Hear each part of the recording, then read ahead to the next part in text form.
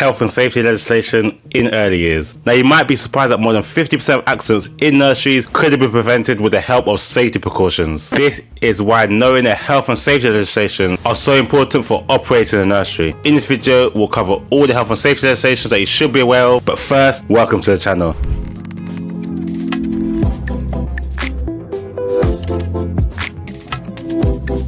Welcome to the channel, Open Nursery with myself, Kurt Liania, where I support you to open, run, and grow your own nursery. If this is your first time here, as I always say, make sure you subscribe as I post lots of videos, all helping you to open, run, and grow your own nursery. From what is safeguarding to what the ongoing costs are of running the nursery. So no matter what your childcare goals are, there's lots here on the channel to support you. Now in this video, we're going to cover the health and safety legislations that you should be aware of if you work in or own a nursery. Health and safety considerations are not merely formalities in nurseries. They are all about offering children a safe and healthy environment for learning and play. As a business that involves taking care of younger children, staff, and sometimes visitors, you have a lot to consider with regards to health and safety when you decide to open a nursery. In this video, I will guide you through the main legislations and regulations that will affect your nursery. I will highlight the responsibilities that arise from them and how to best observe these duties. So if you want to make sure that your nursery adheres to health and safety legislations, then you're in the right place. The first main health and safety legislation is the Health and Safety at Work Act 1974. This lays the foundation and is the most fundamental piece of regulatory framework governing health and safety standards in the UK. It sets the standards for setting up safety measures in various workplaces, including nurseries. The rules in it help to make sure that your premises is child safe, has safe equipment, and ensures that there are provisions for managing hazards. It also focuses on risk management. As a nursery owner or someone that works in a nursery, you will need to frequently assess risks. You should try to ensure that your staff receive proper training with regards to health and safety and risk management. This requirement is linked to the Management of Health and Safety at Work regulations of 1999. This adds on to the 1974 Act and includes more specific requirements for risk assessments. In nurseries, this may involve recommending how play equipment should be checked for existing or potential choking hazards, advice on the provision of ventilation, or the measures that should be taken in the event of allergy during snack time. All these measures are about prevention and ensuring that you are aware of the risks. So for example, if you have a playground where you know children will be running on it regularly, you should have measures in place to periodically review the state of that playground, to monitor the surfaces, to help you to avoid any potential trips or falls. In this regulation, it states that employees must be aware of the risk that could potentially be within your building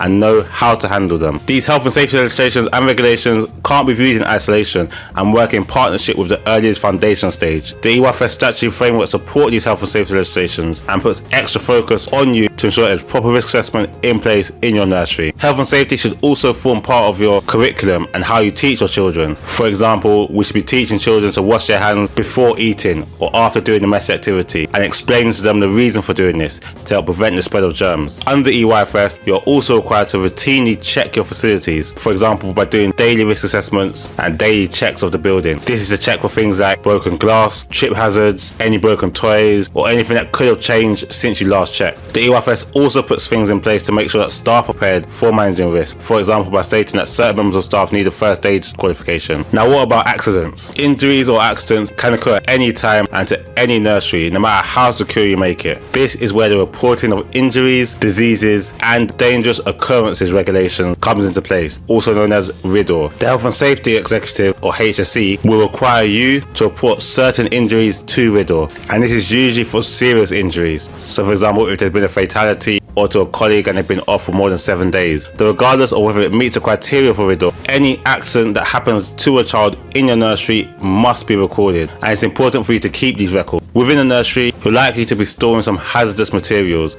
like cleaning products. Under health and safety legislation, there are regulations on how you store and handle these products under COSHH, which stands for the Control of Substances Hazardous to Health. This simply puts a duty on you to do things like storing hazardous materials out of sight where children can't get to it, ensuring that staff who have to handle these substances are properly trained. As long as we're doing things like properly labeling these bottles, preventing children from accessing it, and using non-toxic products where possible, then we're likely to be meeting our duty under COSHH. But although it's simple to adhere to, it's very important that we manage this and risk assess this area properly. Fire safety forms another part of how we manage health and safety in nursery. We need to make sure we have a fire safety policy, an evacuation procedure, clearly labelled fire exits, and ensure that our fire evacuation procedure is displayed clearly within the nursery. It is important that your nursery conduct fire drills within your nursery so everyone involved knows what to do if an occurrence happens. Having fire extinguishers, fire blankets, fire alarms, and fire doors can all help to prevent fires within your nursery. Within your nursery, it's important to ensure you have a clean and hygienic environment, especially as children are prone to falling ill. On top of your regular cleaning and hygiene practices, you need to have policies in place which show how you would deal with things like an outbreak of an infectious disease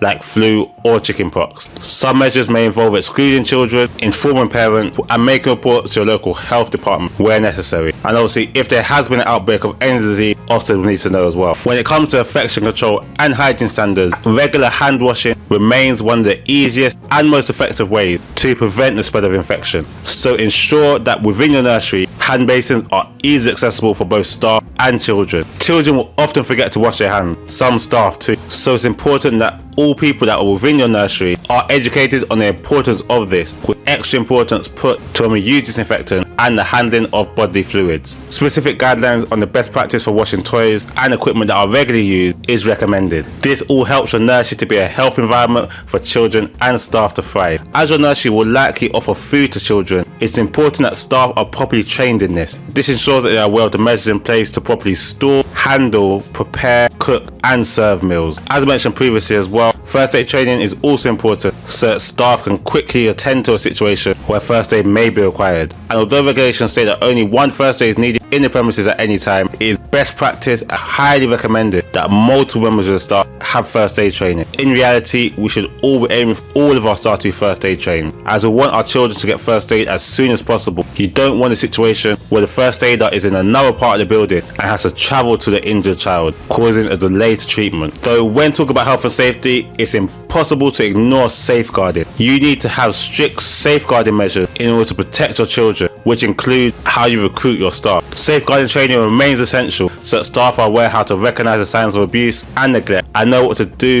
if they notice any of these signs. Security and data protection also helps to support health and safety at nursery. This involves things like record keeping of visitors, having secure fences, gates and entrances, as well as CCTV where possible. Data protection laws also help to provide a sense of security, protecting children's and families' data, ensuring that their personal information is handled and processed correctly. Managing health and safety at your nursery is not just about ticking boxes. It's about ensuring that your nursery has measures in place to help protect you, your staff, and the children that you care for. As a nursery owner, you need to have things in place that adhere to these rules and regulations. And hopefully by watching this video, you have a better understanding of your duties. This is important as Ofsted will be asking about these things during your registration visit and during your regular inspections. So make sure that they form a regular part of your practice. But I do hope the video has helped. If it has, make sure you hit that like button. And as always, don't forget to subscribe for more videos helping you to open, run and grow your own childcare business. If you have any questions, always remember I'm here to help. Feel free to drop a comment in the comment section if you have any questions. But on the screen now are 2 videos that YouTube thinks you'll find useful. So why not click one of them and continue your learning. I'll see you over there. God bless.